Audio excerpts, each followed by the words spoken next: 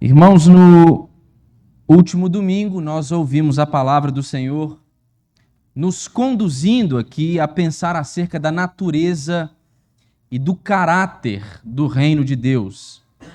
Nós aprendemos um pouco aqui através do sermão do reverendo Paulo em Daniel, no capítulo 2, que o reino de Deus ele é um reino absoluto.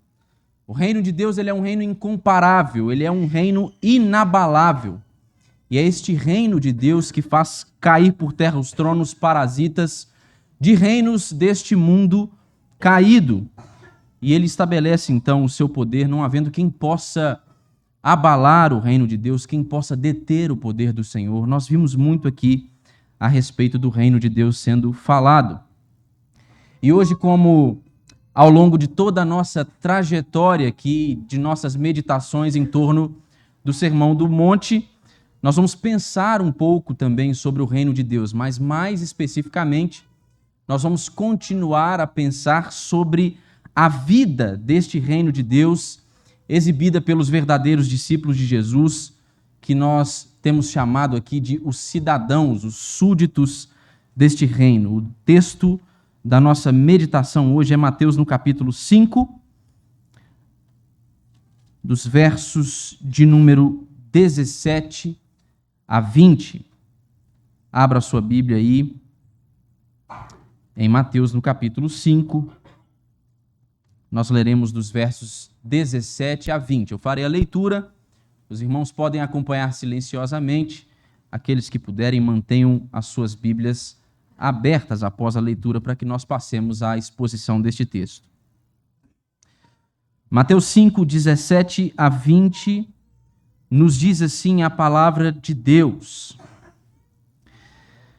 Não penseis que vim revogar a lei ou os profetas. Não vim para revogar, vim para cumprir. Porque em verdade vos digo, até que o céu e a terra passem, nenhum i ou um tio jamais passará da lei, até que tudo se cumpra. Aquele, pois, que violar um destes mandamentos, posto que dos menores, e assim ensinar aos homens, será considerado mínimo no reino dos céus. Aquele, porém, que os observar e ensinar, esse será considerado grande no reino dos céus. Porque vos digo que, se a vossa justiça não excederem muito a dos escribas e fariseus, jamais entrareis no reino dos céus. Feche seus olhos, curve a sua cabeça.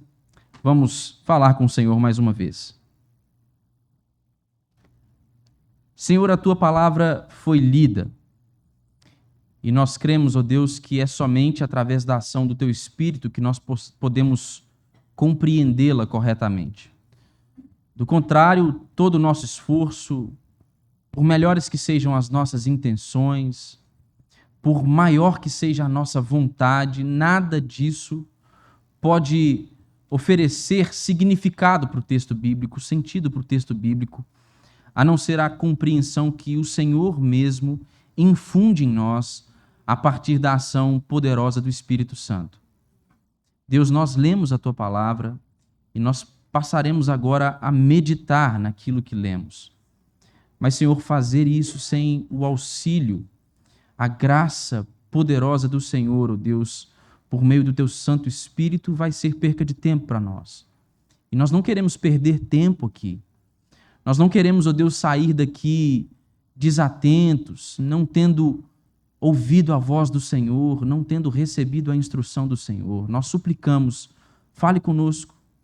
Ó Deus, que o teu Espírito Santo trabalhe nas nossas mentes e em nossos corações, para que nós possamos compreender corretamente aquilo que nos diz a sua palavra e para que nós possamos, ó Deus, ser transformados pelo poder que só o Senhor tem de nos conformar com Jesus, o nosso Redentor e Salvador.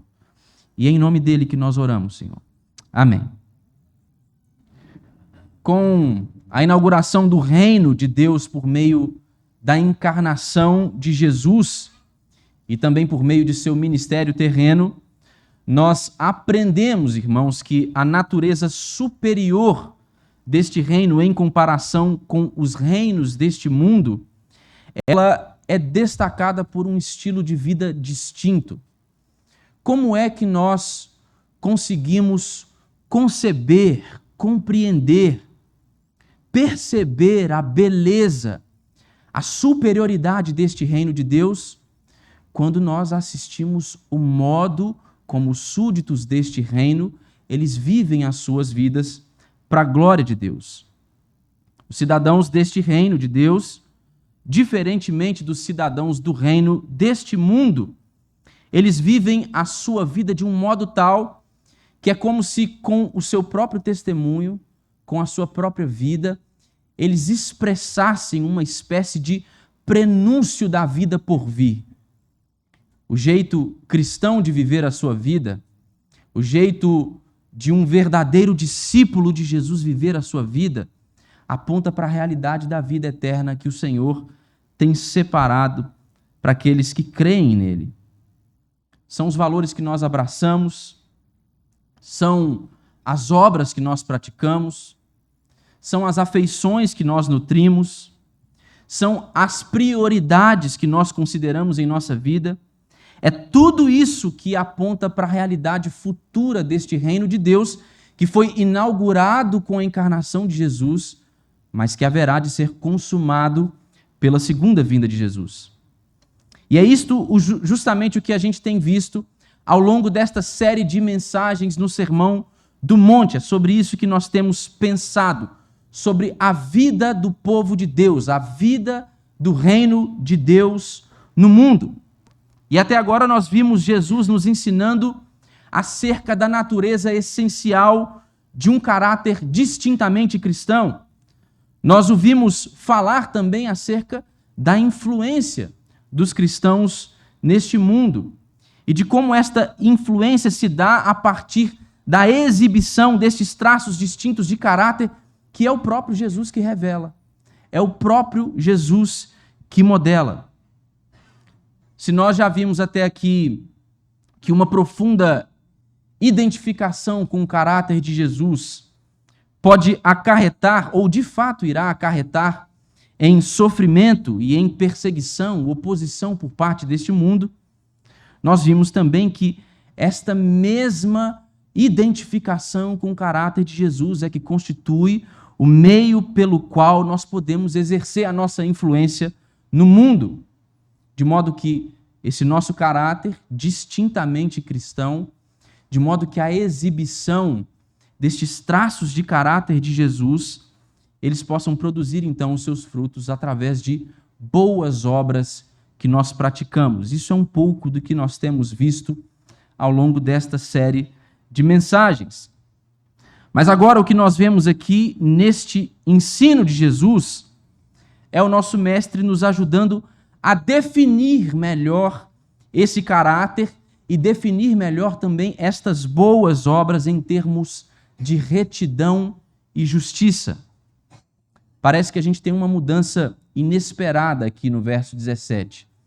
É comum que a gente leia esse texto aqui e pareça que Jesus, de alguma forma, ele abruptamente está mudando de assunto, mas esta fala de Jesus aqui, ela precisa ser compreendida à luz do conceito desta nova vida que ele anunciou, que deve ser vivida pelos seus verdadeiros discípulos. E é justamente o que nós vimos na parte inicial do discurso de Jesus, ali enquanto ele falava acerca das bem-aventuranças. Mas agora Jesus ele vai explicar um pouco mais detidamente do que se trata essa justiça e retidão do reino dele. Ele vai explicar que essa justiça que ele já mencionou até esta altura 2 vezes, a justiça pela qual anseiam os discípulos, que é o que nós vimos no verso 6 desse capítulo, e a justiça por causa da qual os seus discípulos sofrem no mundo, que é o que nós vimos no verso 10, nós vamos ver que esta é a mesma justiça proclamada na lei moral de Deus. É uma justiça que supera em muito a justiça dos escribas e fariseus. Esse texto aqui para nós, irmãos, é um texto de grande importância. não apenas para que nós possamos compreender a natureza da justiça cristã, mas também porque esse texto ele lança luz para que nós possamos entender um pouco mais acerca da relação entre o Antigo Testamento e o Novo Testamento. Esse texto ele lança um pouco de luz para que nós possamos compreender um pouco sobre a relação que existe entre o Evangelho e entre a lei de Deus. E aqui nós temos uma apresentação da lei da nova aliança, tanto em seu aspecto de continuidade, quanto também em seu contraste com a lei do Antigo Testamento. Através desse texto que nós lemos, o texto da nossa meditação, irmãos, nós iremos pensar um pouco sobre como Jesus Cristo, ele molda o nosso relacionamento com a lei de Deus. Observem os 2 primeiros versos que nós lemos, versos 17 e 18.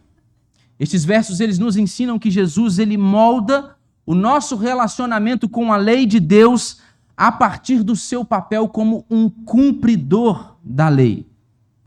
O ponto de partida para o nosso relacionamento com a lei de Deus é justamente o fato de que este relacionamento precisa ser remodelado, passando primeiro pelo exemplo de Jesus. O relacionamento particular de Jesus com a lei é o que vai definir o caminho do nosso relacionamento com a lei de Deus.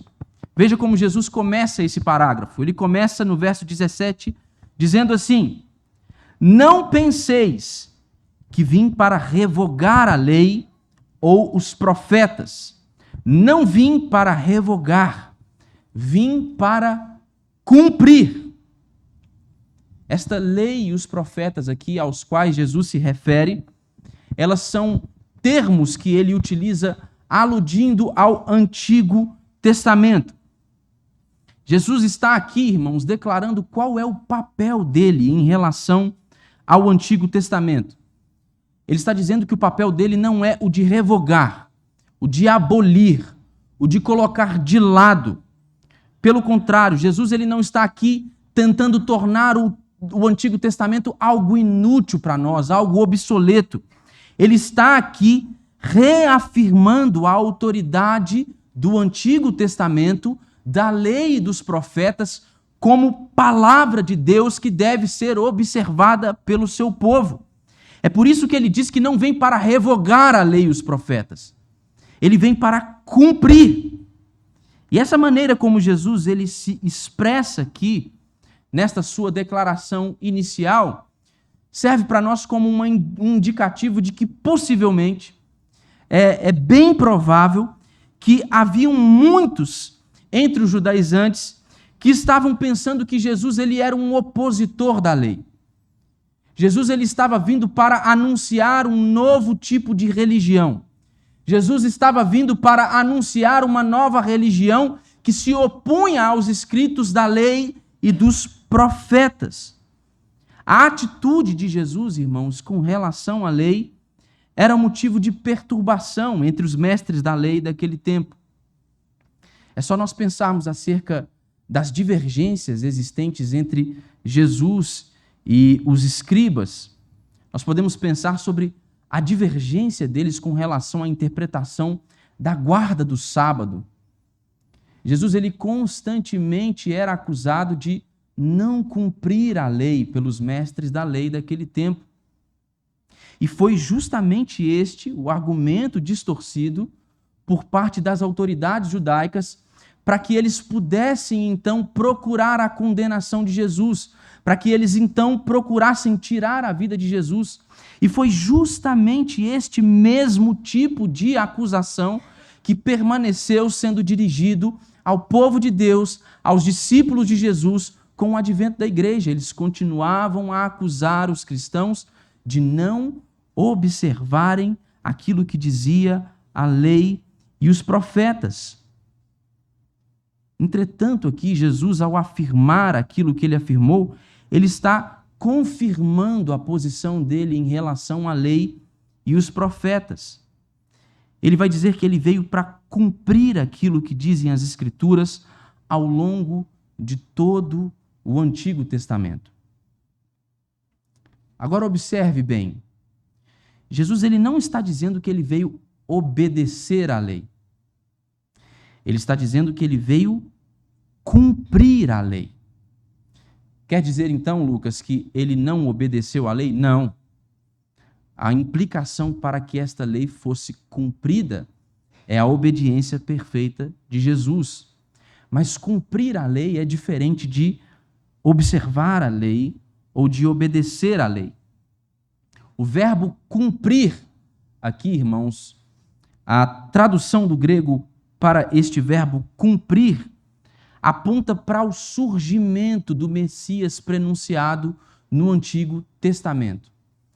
Todas as vezes, por exemplo, no próprio Evangelho de Mateus, que nós assistimos a este mesmo verbo sendo utilizado, eles estão sempre sendo utilizados como um indicativo de que aquele que fora prenunciado na lei e nos profetas, ele havia vindo agora para poder cumprir aquilo que havia sido prenunciado no Antigo Testamento. O que Jesus quer dizer aqui, ao apontar a si mesmo como o cumpridor da lei e dos profetas, é que todo o Antigo Testamento ele permanece normativo e ele permanece relevante para todos os seus seguidores.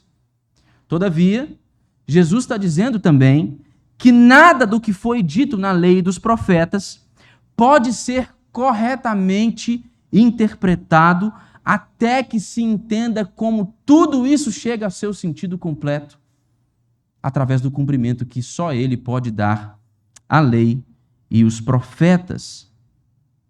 O comentarista bíblico Richard France, ele propõe uma paráfrase para esse texto. Ele diz que nós poderíamos parafrasear a afirmação de Jesus nesse verso da seguinte maneira. Ele diz que é como se Jesus estivesse dizendo assim: longe de querer pôr de lado a lei e os profetas, é meu papel levá-los a uma nova era de realização. E Jesus, como forma de reforçar a utilidade e a vigência do Antigo Testamento para os seus discípulos, ele continua dizendo o seguinte no verso 18. Ele afirma que até que o céu e a terra passem, nem um i ou um tio jamais passará da lei até que tudo se cumpra. Mais uma vez, com esta sua declaração, Jesus ele está aqui a reafirmar o papel do Antigo Testamento como palavra de Deus para o seu povo. É isso que Jesus está a fazer aqui. Mas ele, entretanto, vai fazer um destaque especial. Ele vai dizer que esta lei, ela tem um tempo determinado para a sua duração. Ela tem um tempo determinado até que ela se cumpra definitivamente. Ele vai dizer que até que o céu e a terra passem, nenhum i ou tio jamais passará da lei, até que tudo se cumpra. Com a vida de Cristo, nós vemos, irmãos, que existem alguns aspectos da lei que eles são levados a esse cumprimento definitivo. É só nós pensarmos sobre o antigo sistema de sacrifícios do povo de Israel. Com o sacrifício de Jesus Cristo, isso não é mais uma realidade que nós temos de experimentar. Nós não temos mais de nos reunir para poder oferecer os nossos sacrifícios diante de Deus, uma vez que Jesus ele se ofereceu como um sacrifício definitivo por nós. Portanto, este aspecto da lei de Deus, desta lei cerimonial destinada ao povo da antiga aliança, ela encontrou seu cumprimento definitivo com o advento de Jesus. Mas existem alguns outros certos aspectos da lei que eles continuam a perdurar até que Cristo venha para poder buscar a sua igreja. É só nós pensarmos, por exemplo, no mandamento do amor a Deus acima de todas as coisas e do nosso próximo como a nós mesmos, que é o resumo de toda a lei. Até que Cristo venha uma segunda vez para buscar o seu povo, não há nada que possa deixar de ser observado nesta lei que resume toda a lei do Senhor. E é justamente através desse papel exercido por Jesus como um cumpridor da lei, como o cumpridor da lei, que nós podemos, irmãos, conceber, entender qual é o jeito correto através do qual nós devemos também nos relacionar com a lei de Deus. Cada texto do Antigo Testamento deve ser visto à luz da pessoa, do ensino e da obra e do ministério de Jesus e de todas as mudanças introduzidas pela nova aliança que ele inaugurou. Como é que Jesus ele molda o nosso relacionamento com a lei de Deus? Ele molda o nosso relacionamento com a lei de Deus no exercício do seu papel de cumpridor da lei de Deus. Somente quando nós compreendemos que Ele é quem cumpre esta lei, que nós podemos então ter o nosso relacionamento também com a lei de Deus remodelado. Mas Jesus ele também modela o nosso relacionamento com a lei de Deus de uma outra maneira, irmãos. Jesus ele modela o nosso relacionamento com a lei de Deus nos mostrando como que nós devemos observar a lei de Deus e como nós devemos ensiná-la aos homens. Jesus ele volta agora aqui no verso de número 19 a sua atenção de um modo todo especial para os seus discípulos. Jesus ele está pensando agora, irmãos, nos cidadãos do reino de Deus. Ele está pensando nos seus súditos. E ele agora começa a falar com eles de modo a os instruir de uma forma especial para que eles possam entender como eles devem se relacionar com a lei. Eles já viram como o próprio Cristo, o próprio Senhor, ele se relaciona com a lei como o cumpridor da lei. Mas como que eles vão se relacionar com a lei? É o que Jesus vai dizer no verso 19. Ele diz assim: aquele, pois, que violar um destes mandamentos, posto que dos menores, e assim ensinar aos homens, será considerado mínimo no reino dos céus. Aquele, porém, que os observar e ensinar, este será considerado grande no reino dos céus. Jesus ele está aqui preocupado com a observância da lei de Deus por parte dos seus discípulos. Para o modo como eles deveriam observá-la, para o modo como eles deveriam obedecê-la e para o modo como eles deveriam praticá-la. Mas é interessante que Jesus ele não está preocupado somente com a obediência dos seus seguidores à lei de Deus.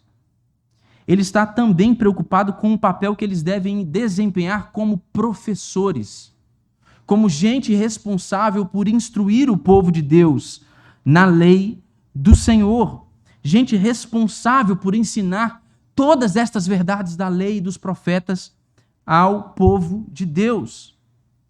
Os discípulos de Jesus, eles devem ensinar aos outros a natureza permanente e obrigatória dos mandamentos da lei. E eles devem fazer isso na mesma medida em que eles observam esta lei, eles obedecem esta lei e eles a põem em prática. Mas eles devem fazer isso sempre tendo em mente o cumprimento de Cristo Jesus desta lei. Jesus está ensinando aqui sobre o nosso relacionamento com a lei de Deus, sobre o modo como nós devemos observá-la e sobre o modo como nós devemos ensiná-la. Jesus está ensinando que nem mesmo o menor dos mandamentos, quando desconsiderado, que até mesmo o menor dos mandamentos, quando desconsiderado, ele é capaz de rebaixar o discípulo a uma posição menor dentre os súditos do reino de Deus. E este rebaixamento, irmãos, ele é melhor compreendido, esta classificação, quando nós pensamos na realidade da comunidade da fé. Quando nós pensamos a respeito das bênçãos espirituais que o Senhor outorga ao seu povo nesta vida presente. O que ele está dizendo? Ele está dizendo que aquele que renega, mesmo o menor dos mandamentos, ele rebaixa-se na sua posição como um súdito de Deus em seu reino. Veja só, ele está falando com cristãos. Ele está falando com discípulos verdadeiros, mas que incorreram no erro de não observar com um correto zelo aquilo que diz a Sagrada Escritura. Charles Spurgeon vai dizer que a nobreza do reino de Cristo é ordenada de acordo com a obediência. Os discípulos, irmãos, eles devem se deliciar e devem aprender e desejar aprender cada vez mais com cada palavra que o Senhor escreveu, que o Senhor comunicou ao seu povo. Eles não devem procurar, ao invés disso, escolher aquela que melhor lhe parece aos olhos. Selecionar quais são aqueles ensinamentos que parecem mais fáceis de ser cumpridos. Toda a palavra de Deus, em toda a sua extensão.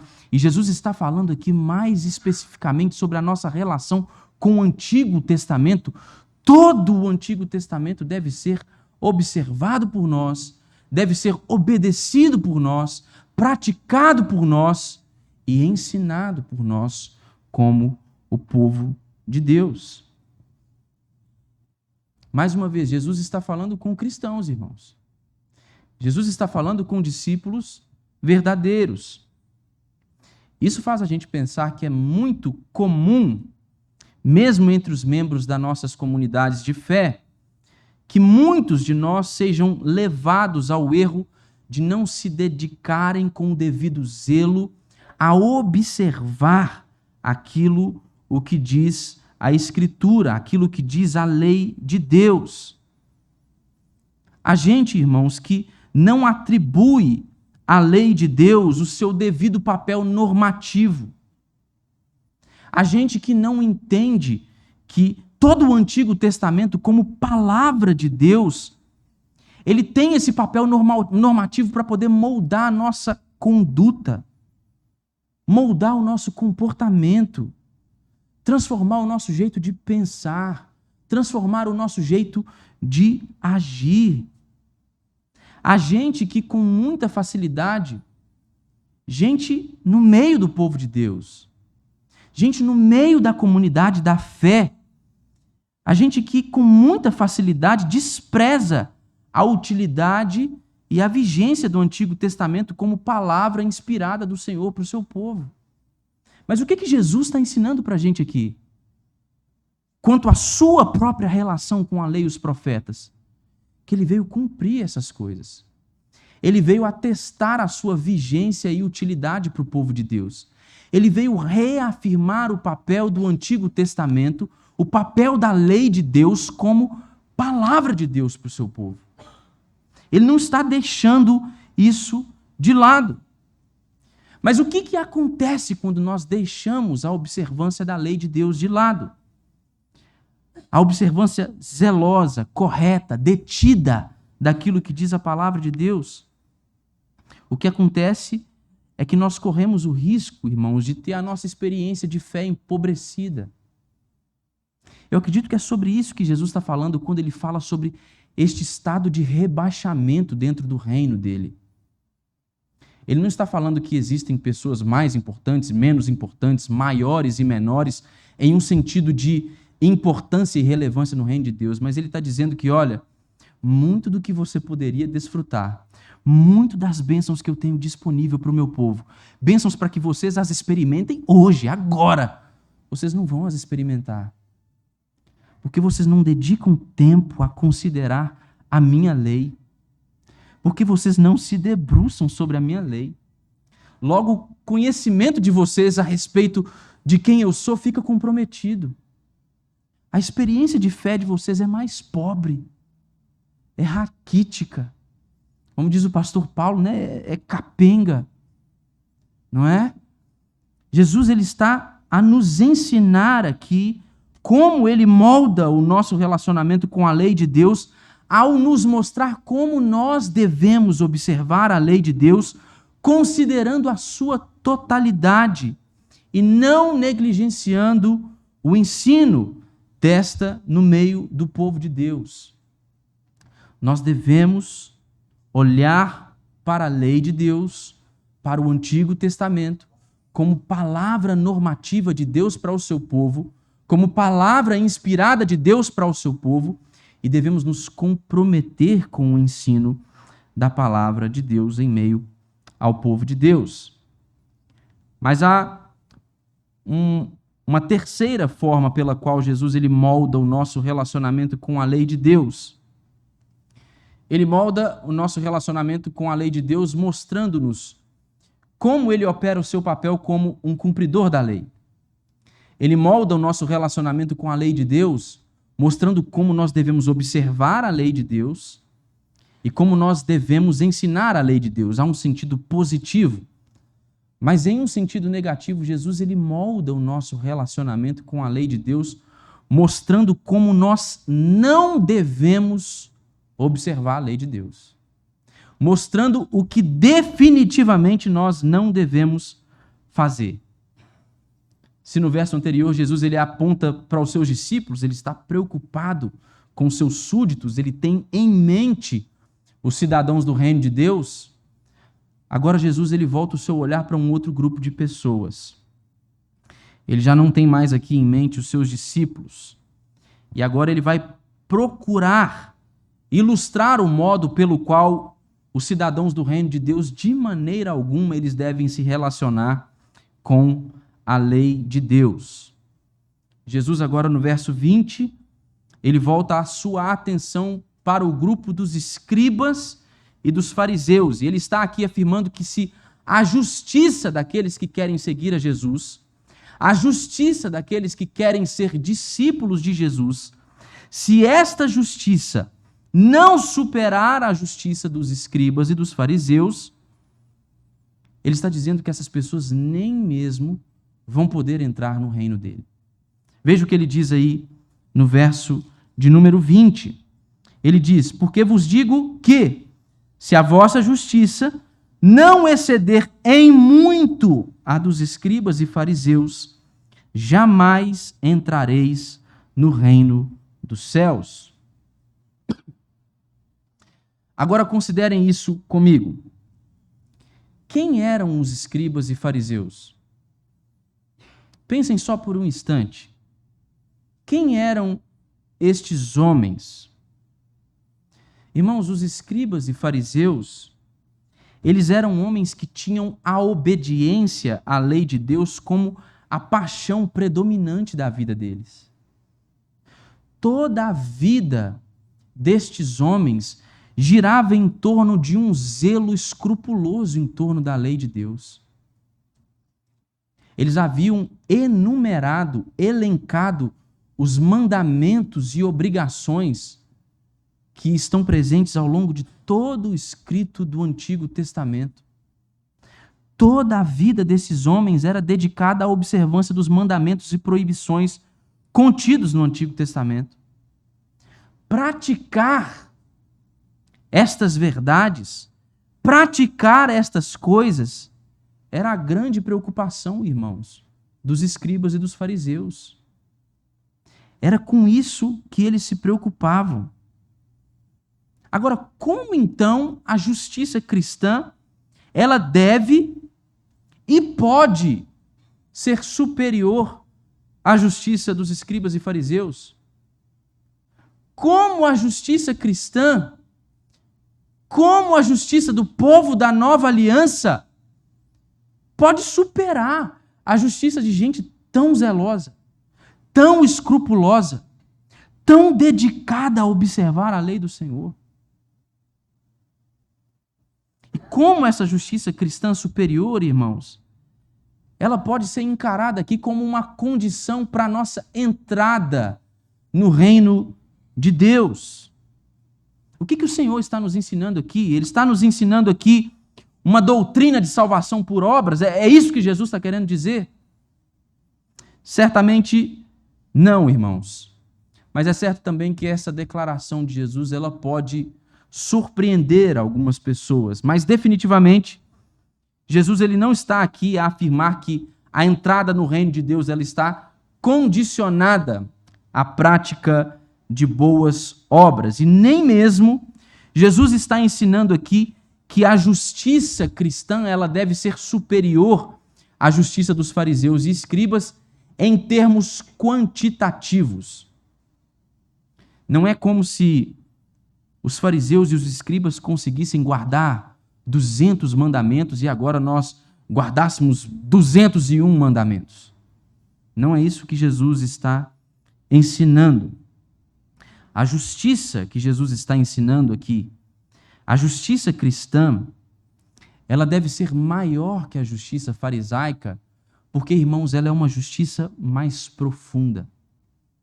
A justiça cristã, ela deve ser maior que a justiça dos fariseus, porque ela é uma justiça do coração. Os fariseus, irmãos, eles se contentavam com uma obediência externa e nominal. Eles se contentavam com a forma. Mas, no entanto, a obediência deles não era radical, profunda, como esta obediência que Jesus requer. Jesus aqui está nos ensinando que as exigências de Deus são muito mais radicais, são muito mais profundas. Jesus está ensinando aqui, irmãos, que a retidão que agrada a Deus é a retidão do coração. Não é a retidão que repousa em uma forma externa, proclamada somente com os lábios. É uma retidão profunda.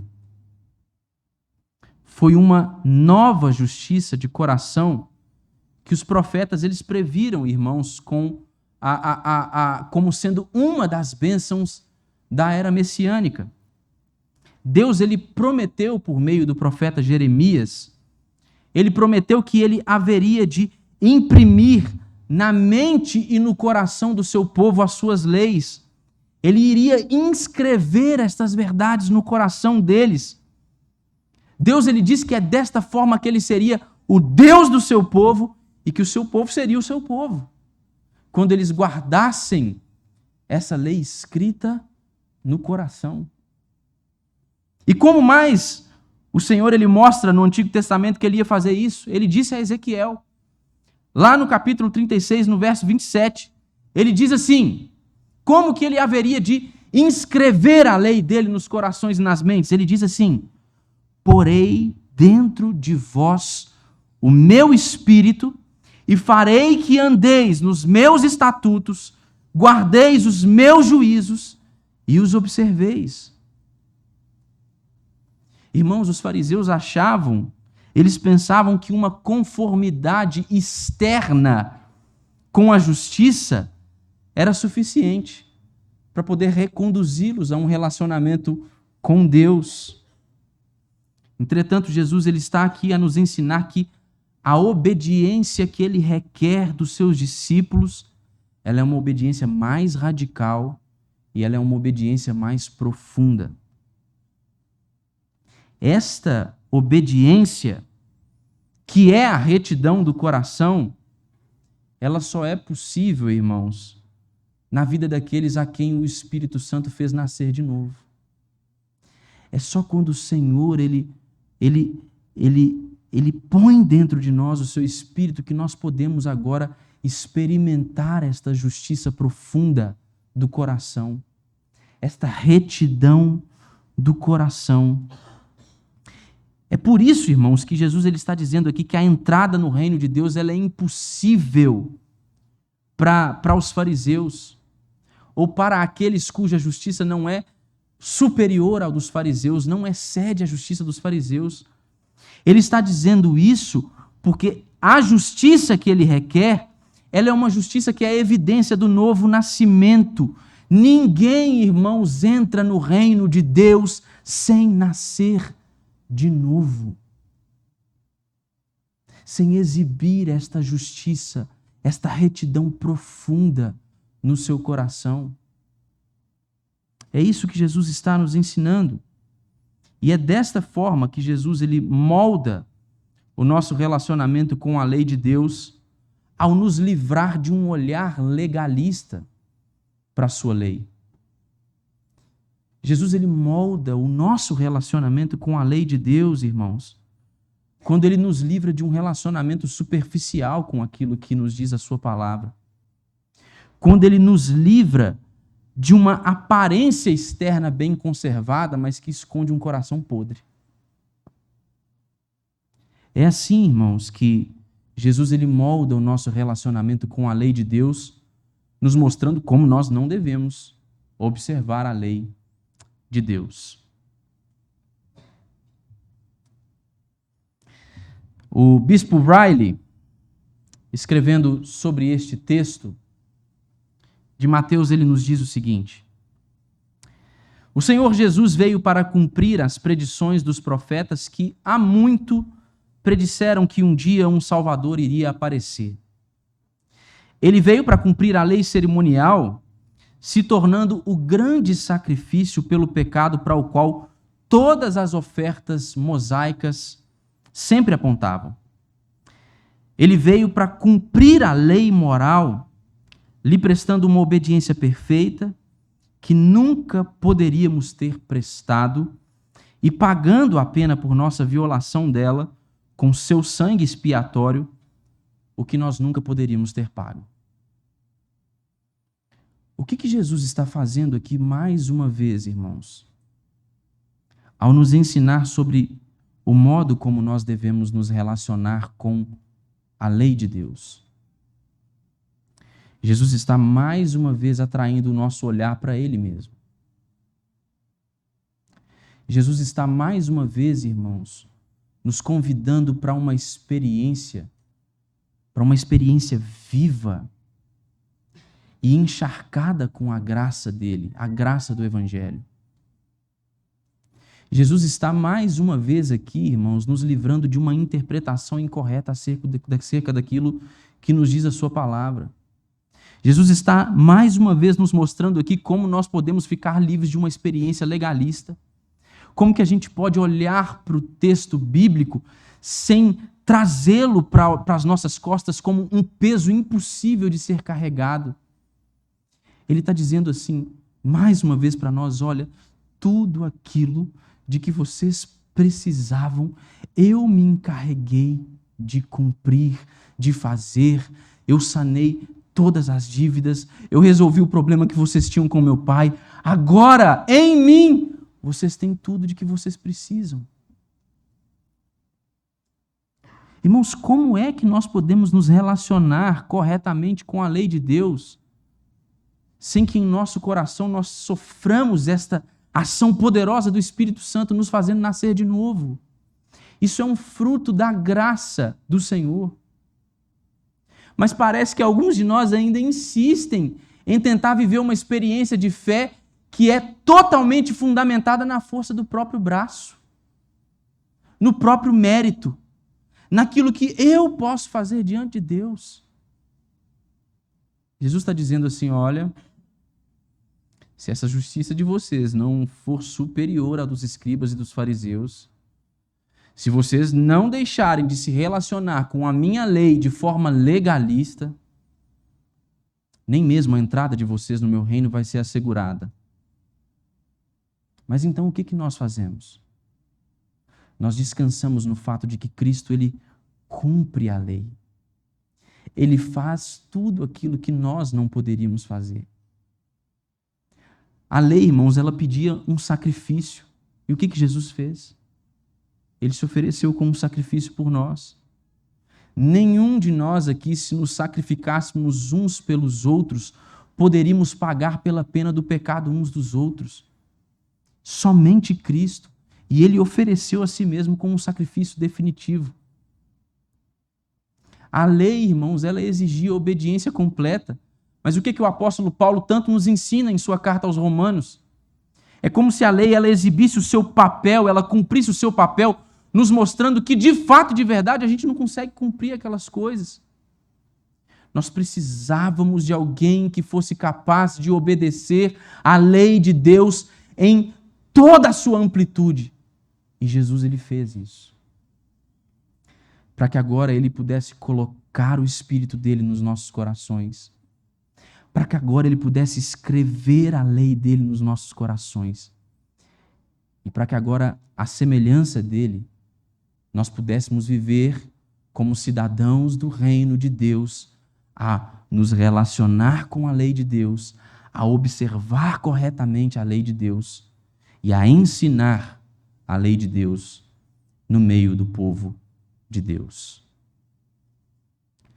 Talvez, irmãos, alguns de vocês aqui estejam carregando um fardo muito pesado na experiência cristã de vocês, na experiência de fé de vocês. Talvez alguns de vocês aqui estejam pautando o êxito da experiência de fé de vocês naquilo que vocês fazem, ou naquilo que vocês acham que vocês podem fazer. Talvez tenha gente no nosso meio aqui, irmãos, que esteja sofrendo com essa carga pesada demais, com a frustração de ver que quanto mais faz, mais esta sua própria justiça ela se mostra como trapo de imundícia diante de Deus. Eu quero convidar você, estender a você o convite da graça do Evangelho, para que você experimente uma vida profunda diante de Deus, uma retidão profunda, uma retidão do coração, uma justiça superior, lançando todos os seus fardos aos pés daquele que fez tudo aquilo o que nós nunca poderíamos fazer. Jesus, ele pode fazer isso por nós. Jesus, ele quer fazer isso por nós. E Jesus efetivamente tem feito isso pelo seu povo.